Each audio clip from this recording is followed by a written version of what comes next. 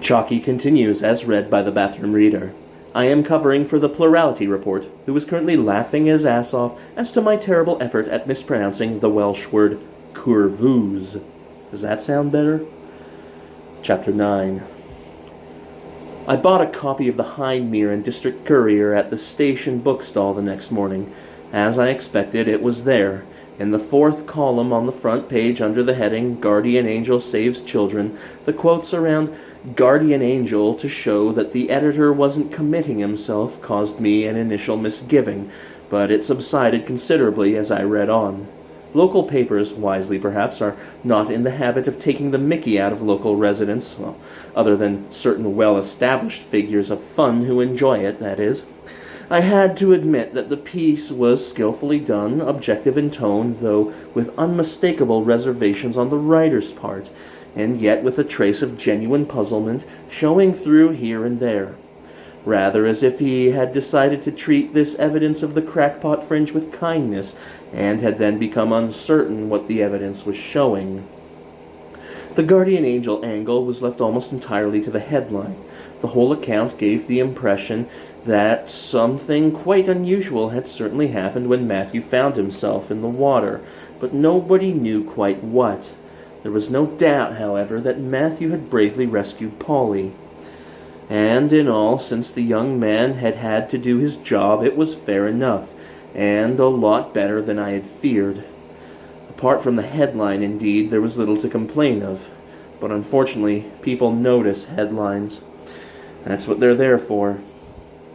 Alan rang up in the morning and suggested lunch, so I joined him. Saw the photograph of Matthew's picture in the paper yesterday. After what you told us about the pictures, I thought I'd look in at the exhibition. It's only a few doors from our office.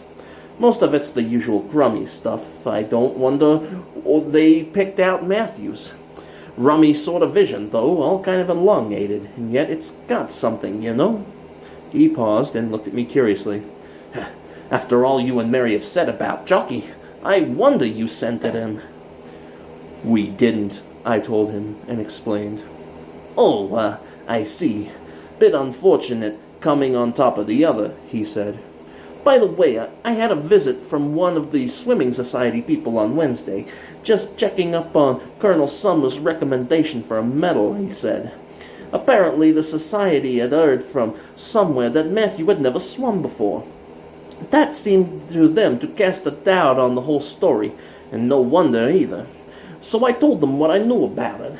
Then he wanted to know if it was true about the whole non-swimming thing, and I had to say yes. Damn it, I was trying to teach him to swim only a couple days before. And I think he believed me, but the poor fellow went away more puzzled than ever. He paused again and went on. You know, with all this, David, Chocky's right in the wings. She'll be taking her call any moment now. What are you gonna do about it? I shrugged. About it, what can I do except try to deal with things as they crop up? About Matthew, though, Landis has come up with a recommendation. I told him what Landis had said. Thorb, with the handle, Alan muttered, frowning. I heard something about him just the other day. Oh, yes, I know.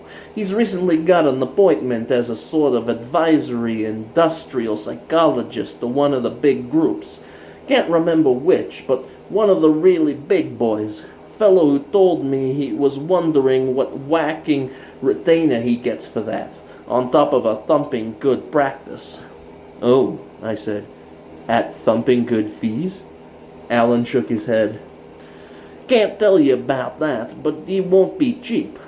I should have a word with Landis about it before you commit yourself. Thanks, I will. One hears such things. I don't want to be landed with a thumping good fee that goes on for months and months, if it can be helped. I shouldn't think you're likely to be let in for that. After all, nobody has suggested that there's anything wrong with Matthew. Nothing that needs treatment, anyway. All you really want is an explanation to set your minds at rest, and advice on the best way to cope with things, isn't it?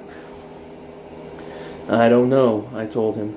I admit that this Chocky hasn't done him any harm. And has, in fact, saved his and Polly's lives, don't forget.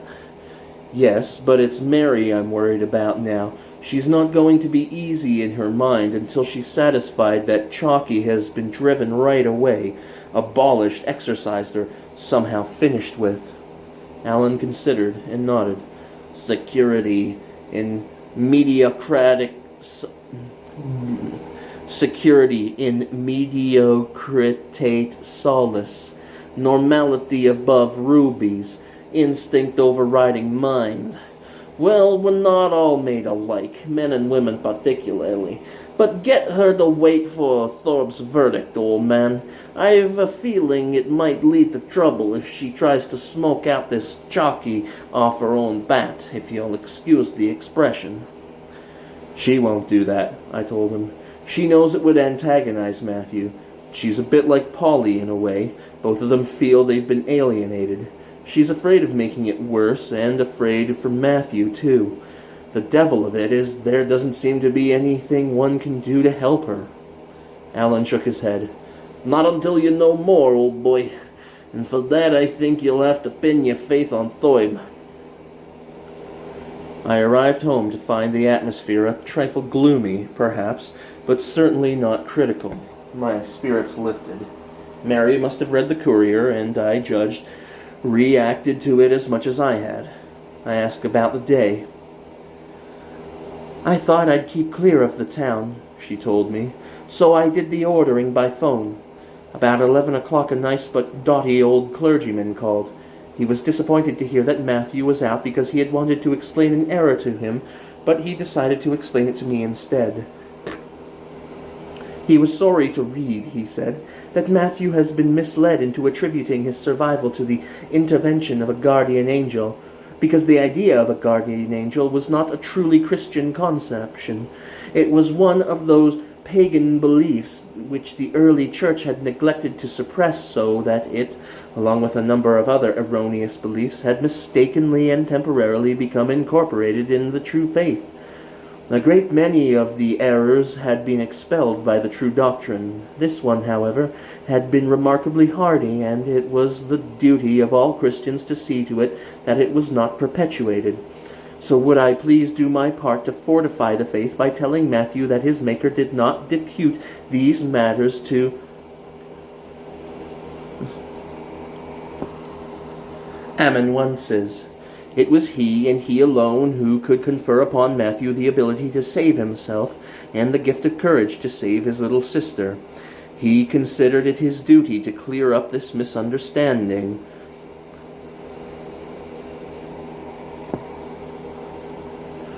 So, of course, I told him I would, and just after he had gone, Janet rang up. Oh, no. Yes, she was thrilled about Matthew's success with the picture, and wants to come over tomorrow to discuss it. Well, actually, she said Sunday. It's Patience who rang up in the afternoon and said could she come tomorrow. I hope, I told her, without much hope, that you put them both off firmly. She hesitated. Well, Janet's always so difficult and insistent. Oh, I said, and picked up the telephone. No, wait a minute, she protested. I'm damned if we're going to sit here all the weekend listening to your sisters talking Matthew to pieces in a gloating orgy of dissection. You know just the line they'll take. Gushing, inquisitive, self-congratulatory, phony commiseration for their unfortunate sister who would have the ill luck to have a peculiar child if anyone did. To hell with it. I put my finger on the dial. No, said Mary. I'd better do it. I surrendered the handset. All right, I agreed. Tell them they can't come, that I've fixed up for us to go out with friends tomorrow and Sunday, and next weekend too, or they'll just switch it to that if you give them the chance. She did, quite efficiently, and looked at me as she put the phone down with an air of relief that cheered me immensely. Thank you, David, she began. Then the phone rang. I picked it up and listened. No, he's in bed and asleep now. No, he'll be out all day tomorrow. And I put it down again. What was that? Mary asked. The Sunday Dawn, wanting an interview with Matthew. I thought it over for a moment. At a guess, I'd say they've just tied up Matthew with the lifesaver. with Matthew the artist. There'll probably be more of them." And there were. The Sunday voice followed by the report. "That settles it," I told Mary. "We'll have to go out tomorrow, and we'll have to start early because they come camping in the front garden. I'll tell you what, we'll stay away overnight. Let's go and pack."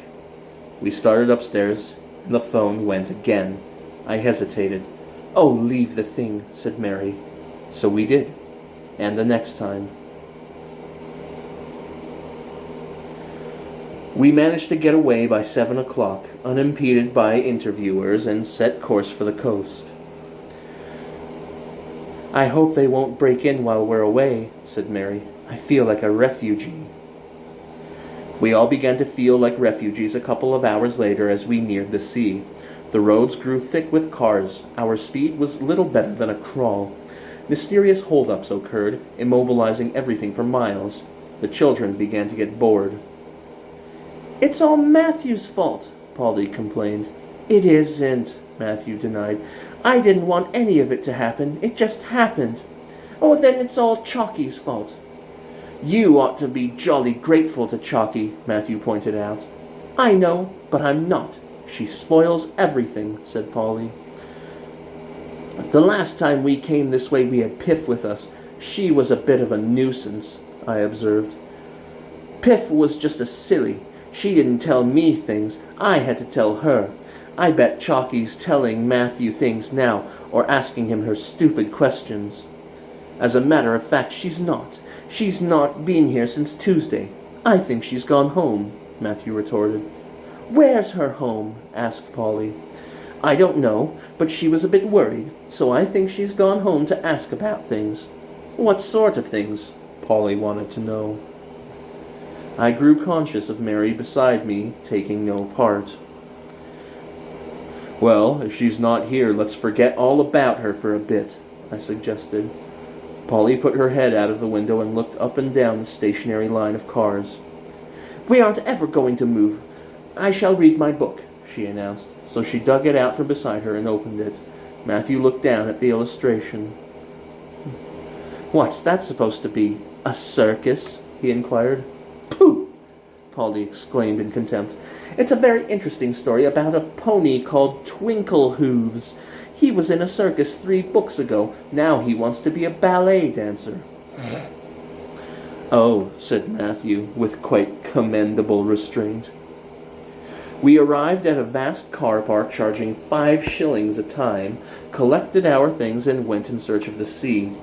The pebbly beach near the park was crowded with groups clustering around contending transistor sets, so we made our way further along and down the pebbles until all that separated us from the shining summer sea was a band of oil and ordure about 6 feet wide and a fringe of scum along the water's edge. "Oh, God," said Mary. "You're not going to bathe in that," she told Matthew, who was beginning to unbutton his shirt. Matthew looked at the mess more closely. Even he seemed a little dismayed. "But I do want to swim now that I can," he protested. "Not here," said Mary. "Oh dear, it was a lovely beach only a few years ago. Now it's—" "Just the edge of the Cloaca Britannica," I suggested. "Let's go somewhere else. Come along, we're moving." I called to Matthew, who was still staring down at the mess in a fascinated, dreamy way. I waited for him while Polly and Mary began to pick their way up the beach. "Chocky's back, is she?" I asked as he came up. "How did you know?" he inquired with surprise. "I recognize the signs. Look, do me a favor, will you? Just keep her under cover if you can. We don't want to spoil Mummy's day, at least," I added. "Not more than this place has already." "Okay," he agreed. We went a little inland and found a village nestled in a cleft at the foot of the downs. It was peaceful, and there was an inn which gave us quite a passable lunch. I asked if we could stay the night, and found that by good luck they had rooms to spare. Mary and I lazed on deck chairs in the garden. Matthew disappeared, saying vaguely that he was going to look round. Polly lay on the lawn under a tree and identified herself with the ambitions of Twinkle-Hooves. After an hour or so, I suggested a stroll before tea.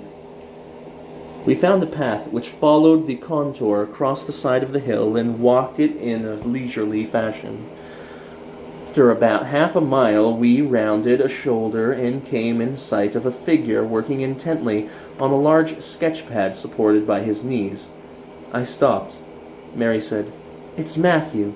"Yes," I agreed, and turned to go back. "No," she said. "Let's go on. I'd like to see." Rather reluctantly, I went forward with her.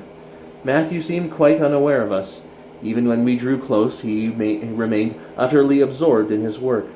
From a box of crayons on the grass beside him, he would select what he wanted with decision and apply it to the paper with a deftness I could not recognize in him.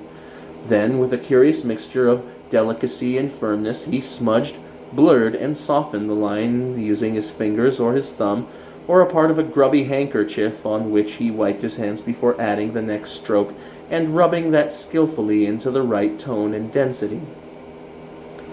The painting of a picture seems to me at any time a marvel, but to watch the Sussex landscape taking form on the paper from such crude materials under such an unfamiliar technique held me completely fascinated, and Mary too. We must have stood there for almost unmoving for more than half an hour before Matthew seemed to slump slightly as he relaxed. Then he lifted his head, sighed heavily, and lifted the finished picture to study it. Presently he became aware of us standing behind him, and turned his head. "Oh, hello," he said, looking at Mary a little uncertainly. "Oh, Matthew, that's beautiful!" she exclaimed. Matthew looked relieved. He studied the picture again. "I think Chocky's seeing things more properly now, though it's still a bit funny," he said judicially. Mary asked tentatively, "Will you give it to me, Matthew? I promise to keep it very safe if you will." Matthew looked up at her with a smile. He recognized a peace overture. "Yes, if you like, Mummy," he said, and then added on a cautionary note, "Only you'll have to be careful. This kind smudges if you don't spray them with something or other." "I'll be most careful. It's much too beautiful to spoil," she assured him. "Yes, it is rather beautiful," Matthew agreed. "Chocky thinks that, except where we've spoilt it, this is a very beautiful planet." We arrived home on Sunday evening, feeling much better for our weekend. Mary, however, was not looking forward to Monday. These newspaper men are so pushing, foot in the door and all that," she complained. "I doubt if they'll trouble you much, not the Sundays anyway. It'll have gone stale by next weekend. I think the best thing would be to get Matthew out of the way. It's only one day. He starts school again on Tuesday. Make him up some sandwiches and send him off with instructions to keep clear until 6 o'clock. See that he has enough money to go to the pictures if he gets bored. He'll be all right. It seems a bit hard on him to be turned out." "I know, but I think he'd prefer that to interviewers badgering him about guardian angels." So next morning Mary shooed him out of the place, and just as well. 6 callers inquired for Matthew in the course of the day. They were our own vicar, another vaguely concerned clergyman, a middle-aged lady who confided with some intensity that she was a spiritualist, a member of the regional arts group, which she was sure Matthew would want to join, another lady who considered the dream life of children to be a disgracefully neglected field of study, and an instructor at the local baths who hoped that Matthew would give a demonstration of life-saving at the next swimming gala. I arrived home to find Mary quite exhausted. "If I ever questioned the power of the press, I retract. I now just think it a pity that most of it seems to be exerted in the lunatic fringe," she told me. Apart from that, however, Monday was uneventful. Matthew appeared to have enjoyed his day out. He came back with 2 pictures, both landscapes from the same viewpoint. One was unmistakably Chocky directed, the other less good, but Matthew was proud of it. "I did it all myself," he told us. Chocky's been telling me how to look at things, and I'm sort of beginning to see what she means." On Tuesday morning, Matthew went off to school to start his new term. On Tuesday afternoon, he returned home with a black eye. Mary regarded it with dismay. "Oh, Matthew, you've been fighting," she exclaimed. "I haven't," Matthew told her indignantly. "I was fought at." According to his account, he had been simply standing in the playground during break when a slightly older boy called Simon Letter had come up to him, accompanied by 3 or 4 henchmen, and started jeering about guardian angels.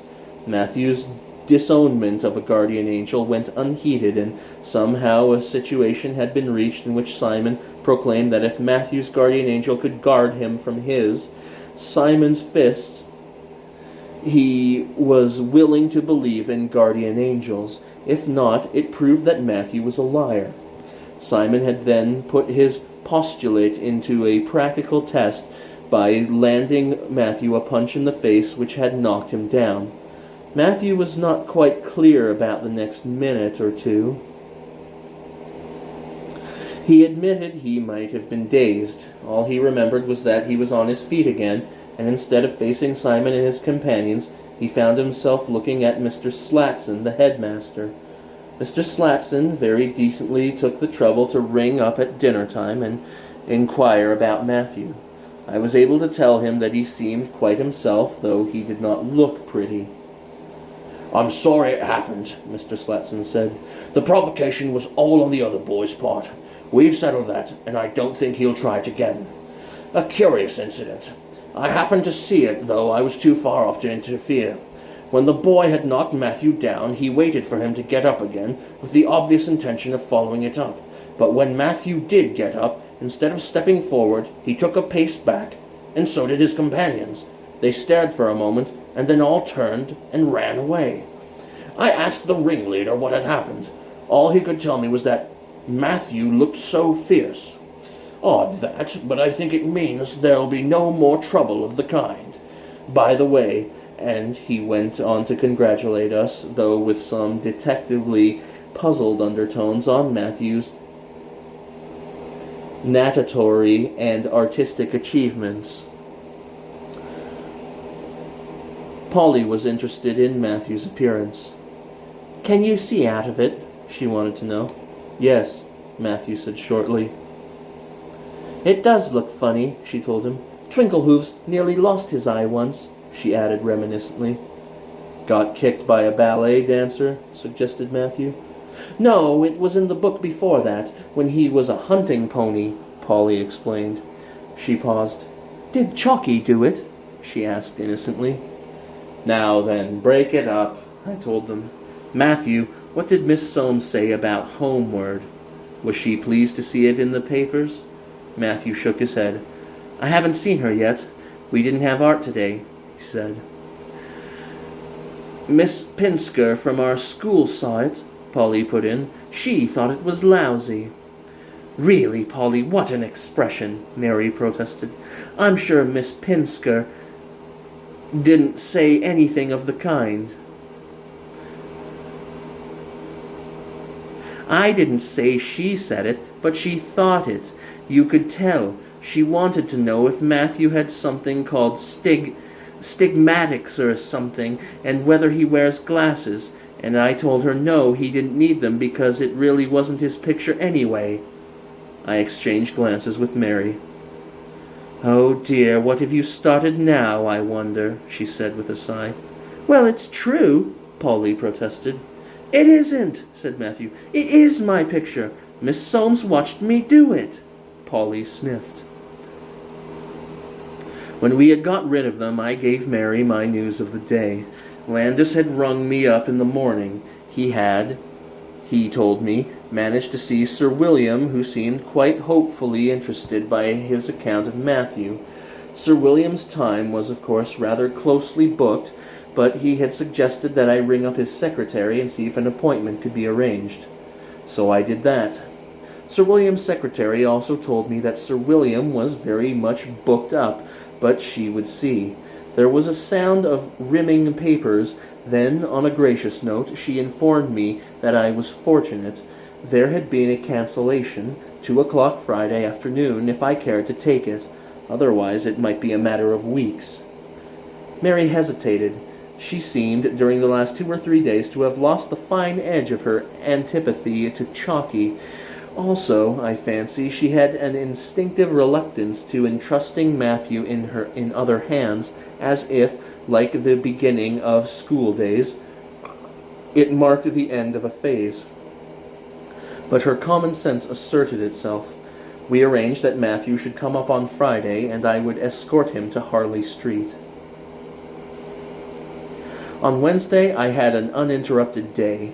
Mary was obliged to fend off only 2 personal callers and 2 telephone callers wanting Matthew, and his school gave a short dismissal to a would-be interviewer from the Psychic Observer. Matthew himself, however, had a brush with Mr. Caffer. It arose, apparently, from Mr. Caffer's assertion during a physics lesson that the speed of light was the limit. Nothing, he dogmatically stated, could travel faster than light. Matthew put up his hand. Mr. Caffer looked at him. "Oh," he said, "I might have expected it. Well, young girl, what is it you know that Einstein didn't?" Matthew, already regretting his impulse, said, "Oh, it doesn't matter, sir." "But it does," said Mr. Caffer. "Any challenge to Einstein is most important, so let's have it." "Well, sir, it's just that the speed of light is only the limit of physical speed." "Indeed. And perhaps you can tell us what travels faster?" "Thought, sir," said Matthew. Mr. Caffer regarded him. "Thought, Gaw, is a physical process. It involves neural messages, synapses, chemical changes in the cells, among other things. And that takes time. It can be measured in microseconds. I assure you, you will find it is considerably slower than light. If it weren't, many nasty road accidents could be avoided." But what, Goa?" "Well, sir, perhaps I wasn't really meaning thought. I was meaning mind." "Oh, were you? Psychology isn't really my subject. Perhaps you will explain to us." "Well, sir, if you can sort of throw your mind." "Sort of throw? Would project be the word?" "Yes, sir. If you can project your mind, space and time sort of don't count. You can go right through them at once." "I see. A most interesting proposition. Perhaps you yourself can perform this feat?" "No, sir, I can't." Matthew dried up suddenly. "But you know someone who can? I'm sure we should find it most instructive if you were to bring him along sometime." He gazed sadly at Matthew and shook his head. Matthew dropped his eyes to his desktop. "Well," said Mr. Caffer, addressing himself to the class once more, "now that we have established that nothing in the universe, with the possible exception of Matthew Gore's mind, can exceed the speed of light, let us return to our lesson." On Friday, I met Matthew off the train at Waterloo. We had lunch and arrived in Harley Street with 5 minutes to spare. Sir William Thorpe turned out to be a tall, clean-shaven man with a rather high-bridged nose, fine hair just graying, and a pair of dark, perceptive eyes under thick eyebrows. In other circumstances, I should have thought him a barrister rather than a medical man. His air, appearance, and carriage gave a first misleading impression of familiarity, which I later ascribed to his resemblance to the Duke of Wellington. I introduced Matthew, exchanged a few words, and was then shown out to wait. "How long?" I asked the secretary. 2 hours in the minimum with a new patient," she told me. "I suggest you come back at 4:30. We'll look after your boy if he's not through before that." I went back to the office and returned on time.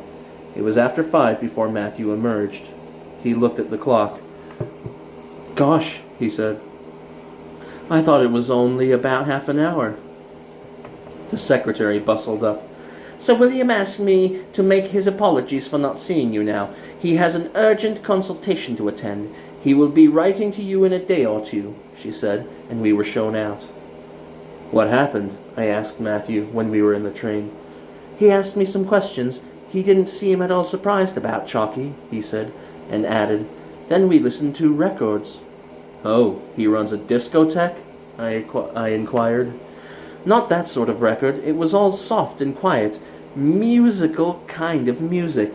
It just went on while he asked the questions, and then when it stopped he took another record out of a cupboard and asked me if I had ever seen one like that. I said no, because it was a funny-looking record with black and white patterns all over it. So he moved a chair and said, 'Sit here where you can see it.' And he put it on the record player. It made a queer humming noise, not real music at all, though it went up and down a bit. Then there was another humming noise, a sort of sharper one. It came in on top of the other humming and went up and down too. I watched the record going round, and all the patterns seemed to be running into the middle, a bit like bathwater running out of the plug hole, only not quite, because it didn't go down. It just ran into itself and disappeared to nowhere and just kept on doing it. It was funny watching it, because I began to feel as if the whole room was turning round, and I was falling off the chair. Then quite suddenly it was all right again, and there was an ordinary record with ordinary music coming out of it. Well, then Sir William gave me an orange drink and asked me some more questions, and after a bit he said that'd be all for today, and goodbye, and I came out. I duly reported to Mary. "Oh," she said, "hypnosis. I don't think I like that very much." "No," I agreed, "but I suppose he'd use whatever methods he seemed appropriate. Matthew can be pretty cagey about Chocky. I know he opened up with Landis, but that was exceptional. If Sir William was having to fight for every answer, he may very well have felt that hypnosis would make it easier for both of them." Said Mary. "Well, all we can do now is wait for his report." The next morning, Saturday, Matthew came down to breakfast looking tired. He was low-spirited, too, and listless. He refused Polly's invitation to dispute with such gloomy distaste that Mary dropped on her heavily and shut her up. "Are you not feeling well?" she demanded of Matthew, who was toying uninterestedly with his cornflakes. "I'm all right," he said. "You're sure?" "Yes," he told her. Mary regarded him and tried again. "It's not anything to do with yesterday. Did that man do something that upset you?" "No," Matthew shook his head. "I'm all right," he repeated, and attacked his cornflakes as if in demonstration. He got them down as if every leaf were threatening to choke him. I watched him closely and had a strong impression he was on the verge of tears. "Look, old man, I've got to go down to Chichester today. Would you like to come along?" I suggested. He shook his head again. "No, thank you, Daddy. I'd rather... Mummy, can I just have some sandwiches, please?" Mary looked at me in question. I nodded. "All right, darling. I'll cut you some after breakfast," she said. Matthew ate a little more and then disappeared upstairs. "Twinkle-hooves went off his feed when his friend Star-Eyes died. It was very sad," Polly remarked. "You go up and brush that hair. It's disgusting," Mary told her.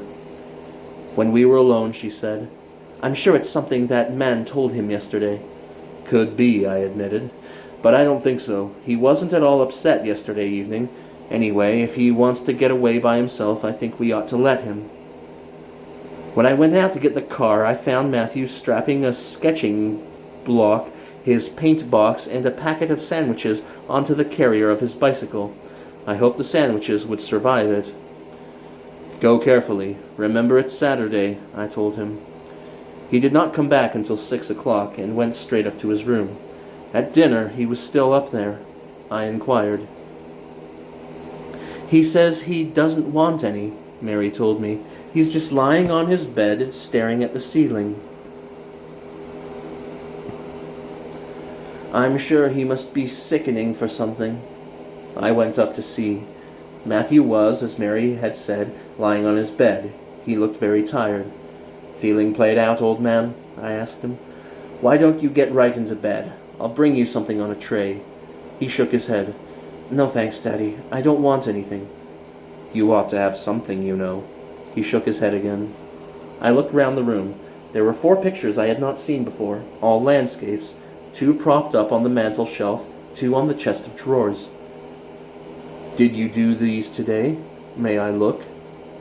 I moved closer to them.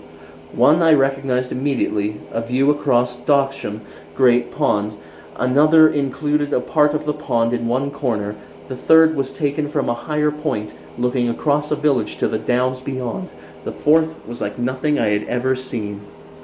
It was a view across a plain. As a background, a line of rounded, ancient-looking hills, topped here and there by squat, domed towers, was set against the cloudless blue sky. In the middle ground, to the right of center, stood something like a very large cairn. It had the shape, though not the regularity, of a heightened pyramid, nor were the stones, if stones they were, fitted together. Rather, they seemed, as far as one could tell from the drawing, to be boulders piled up. It could scarcely have been called a building, yet it quite certainly was not a natural formation. In the foreground were rows of things precisely spaced and arranged in curving lines. Say things, because it was impossible to make out what they were. They could have been bulbous, succulent plants, or haycocks, or perhaps even huts. There was no telling, and to make their shape more difficult to determine, each appeared to throw 2 shadows. From the left of the picture, a wide, cleared strip ran straight as a ruler's edge to the foot of the cairn, where it changed direction towards a bank of haze at the foot of the mountains. It was a depressing vista, all except the blue of the sky in unrelieved browns, reds, grays, filled with a sense of aridity and the feeling of intolerable heat. I was still looking at the thing, bewildered, when there was a gulp from the bed behind me. Matthew said with difficulty, "They're the last pictures, Daddy." I turned around. His eyes were screwed up, but tears were trickling out of them. I sat down on the bedside and took his hand. "Matthew, boy, tell me what the trouble is." Matthew sniffed, choked, and then stammered out, "It's Chocky, Daddy. She's going away. Forever." I heard Mary's feet on the stairs, crossed swiftly to the door, and closed it behind me. "What is it? Is he ill?" she asked. I took her arm and moved away from the door. "No, he'll be all right," I told her, leading her back to the stairs. "But what is the matter?" she insisted. I shook my head. When we were down in the hall, safely out of earshot of Matthew's room, I told her. "It's Chocky. Apparently she's leaving, clearing out." "Well, thank goodness for that," Mary said. "Maybe, but don't let him see that you think that." Mary considered. "I'd better take him up a tray." "No, leave him alone." "But the poor boy must eat."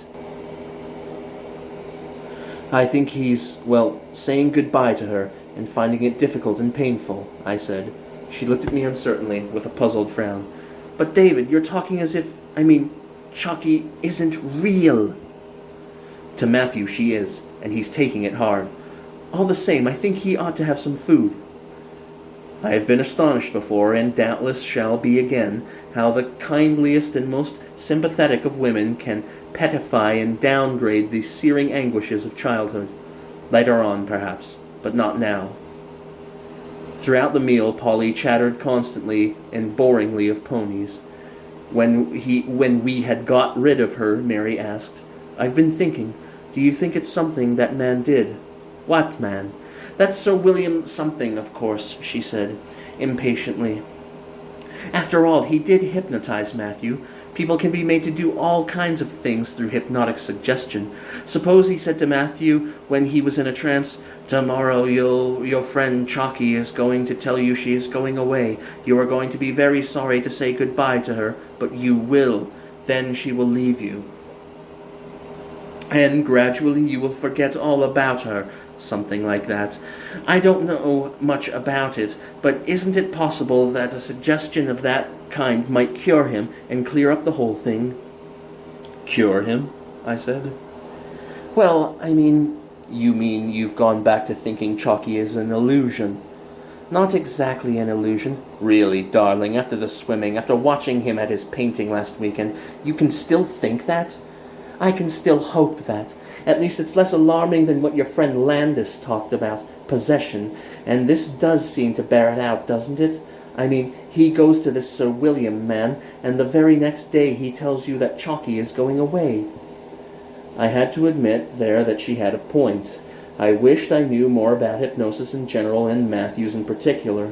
I also wished very much that if Sir William could contrive to expel Chocky by hypnosis, he could have contrived to do it in some way that would have caused Matthew less distress. In fact, I found myself displeased with Sir William.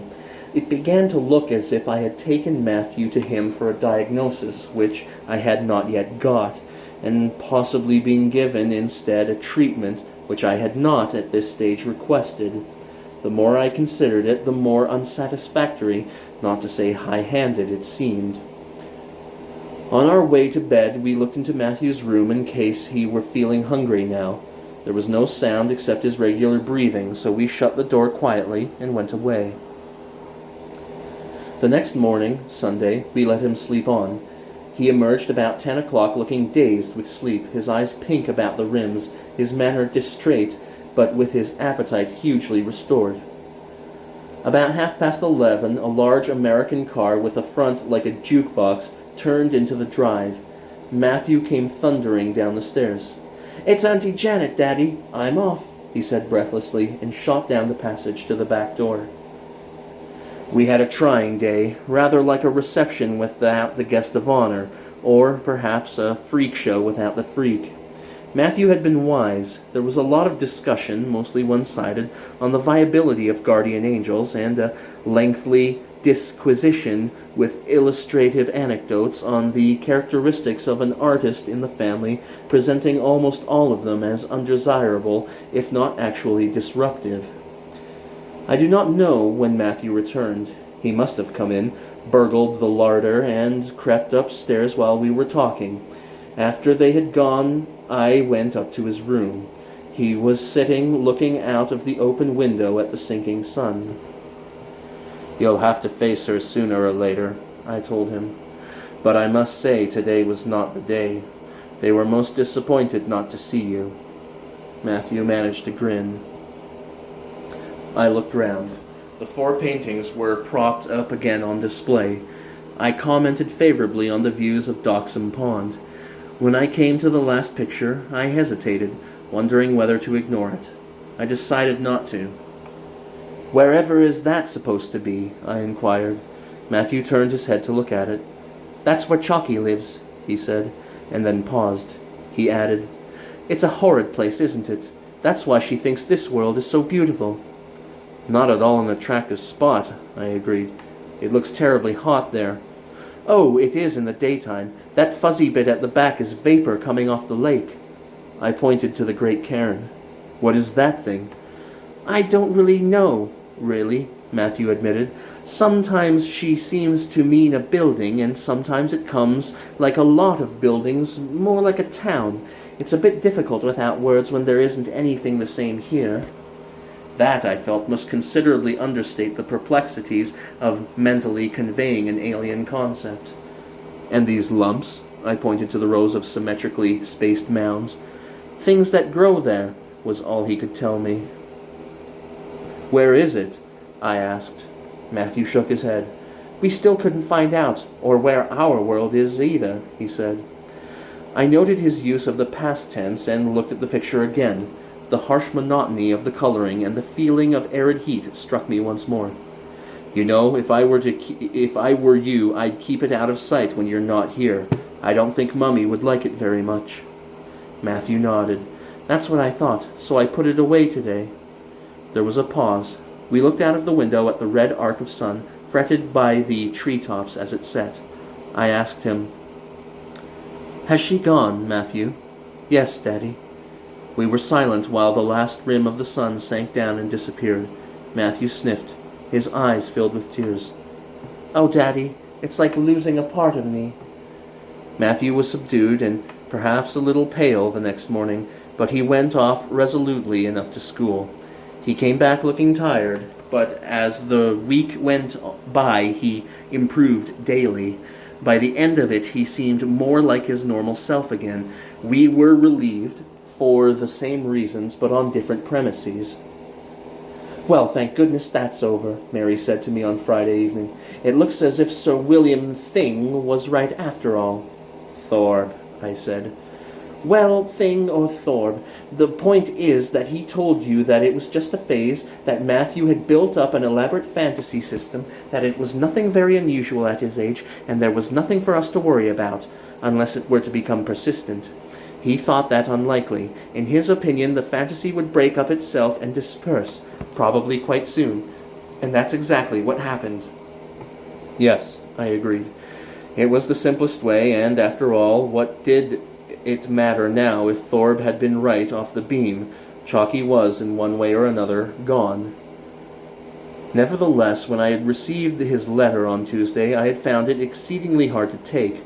The swimming he dealt with by explaining that Matthew had in fact learned to swim some time before, but a deep-seated fear of the water had caused him to suppress the ability, thus rendering it merely latent. This dormancy had persisted until the shock of the emergency caused by his sudden immersion had broken down the mental block and allowed the latent ability to manifest itself. Naturally, his conscious mind remained ignorant of the inhibiting block and had attributed the ability to an extraneous influence. Rather similarly with the pictures. Undoubtedly, Matthew had in his subconscious mind a strong desire to paint. This had remained suppressed, quite possibly as a result of terror inspired in him by the sight of horrifying pictures at an early age. Only when his present fantasy had grown potent enough to affect both his conscious and his subconscious minds, forming, as it were, a bridge between them, had the urge to paint become liberated and capable of expressing itself in action. There were explanations of the car incident, and others all along roughly the same lines, and though much of what I considered worthy of attention had been ignored, I had little doubt he could have explained that away too upon request. It was not only one of the most disappointing letters I have ever waited for. It was insulting in the naive smoothness of its elucidations and patronizing in its reassurances. I was furious that Mary could take it at face value, still more furious that events appeared to justify her in doing so. I realized that I had expected a lot from Thorpe. I felt that all I had got was a brush-off and a letdown. And yet the fellow had been right. The Chocky presence had dispersed, as he put it. The Chocky trauma seemed to be mending, though I felt less sure of that. So I contented myself with a simple yes and let Mary go on telling me, in as sympathetic a way as possible, how wrong I had been to perceive subtle complexities in what had, after all, turned out to be just a rather more developed and certainly more troublesome version of Piff. It did her quite a lot of good, so fair enough. I had always thought from the evidence of newspapers that societies, particularly royal ones of this and that, must spend some considerable time in serious conclave, checking upon the standing of commenders, the credibility of eyewitnesses, the authenticity of the represented circumstances, and the moral integrity of everyone connected with the event before they would sanction the presentation of one of their precious awards. All this, I reckoned, might take an authenticating minimum of 6 months, whereafter one might expect that sooner or later the recipient would be summoned to a presentation in the presence of the council. This may be the procedure in some societies. It is not so, however, with the Royal Swimming Society. Their tribute arrived unheralded and prosaically by registered post on the Monday morning, addressed to Mr. Matthew Gore. Unfortunately, I was unable to intercept it. Mary signed for it, and when Matthew and I arrived in the dining room together, it was laying beside his plate. Matthew glanced at the envelope, stiffened, and sat quite still, looking at it for some moments. Then he turned to his cornflakes. I tried to catch Mary's eye, but in vain. She leant forward. "Aren't you going to open it?" she asked encouragingly. Matthew looked at it again. His eyes roved round the table, looking for an escape. They encountered his mother's expectant expression. Very reluctantly, he picked up his knife and slit the envelope. A small red leather-covered box slid out. He hesitated again. Slowly he picked it up and opened it. For some seconds he was motionless, gazing at the golden disc, gleaming in its bed of blue velvet. Then, "I don't want it," he blurted. This time I did manage to catch Mary's eye, and gave a slight shake of my head. Matthew's lower lip came out a little. It shook slightly. "It's not fair," he said. "It's Chocky's. She saved me and Polly. It's not true, Daddy." He went on looking at the medal, head down. I felt a poignant memory of those desolate patches of disillusion which are the shocks of growing up. The discovery that one lived in a world which could pay honor where honor was not due was just such a one. The values were rocked, the dependable was suddenly flimsy, the solid became hollow, gold turned to brass. There was no integrity anywhere. Matthew got up and ran blindly out of the room. The medal, gaudily shining in its case, lay on the table. I picked it up. The obverse was a trifle florid. The society's name in full ran round the edge. Then there was a band of involved ornament with a suggestion of debased Art Nouveau in the center, a boy and a girl standing hand in hand looking at half a sun which radiated vigorously, presumably in the act of rising. I turned it over. The reverse was plainer, simply an inscription within a circular wreath of laurel leaves. Above, awarded to. Then, engraved in a different typeface, Matthew Gore. And finally, the all-purpose laudation for a valorous deed. I handed it to Mary. She examined it thoughtfully for some moments, then put it back in its case. "It's a shame he's taken it like that," she said. I picked up the case and slipped it into my pocket. "It's unfortunate it arrived just now," I agreed. "I'll keep it for him until later on." Matthew looked as if she might demur, but at that moment Polly arrived babbling and anxious not to be late for school. I looked upstairs before I left, but Matthew had already gone, and left his books of homework lying on the table. He turned up again about 6:30, just after I had got home. "Oh," I said, "and where have you been all day?" "Walking," he told me. I shook my head. "It won't do, Matthew. You know, you can't just go cutting school like that." "I know," he agreed. The rest of our conversation was unspoken. We understood one another well enough. This was a rough one. Sorry, guys.